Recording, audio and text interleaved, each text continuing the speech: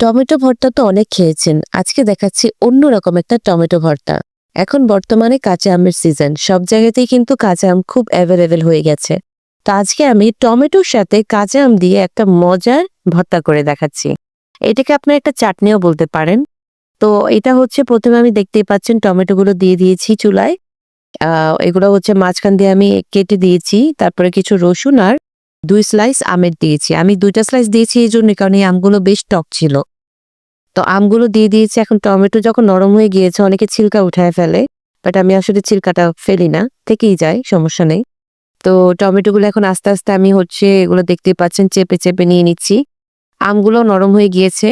আমের খোসাটা নরম হয়ে যাওয়ার পরে আমি জাস্ট আমের খোসাটা থেকে আমগুলো একটু চেঁচে নিয়েছি। তো এখানে আমি একটা ম্যাশার দিয়ে টমেটোগুলো ম্যাশ করে দিচ্ছি।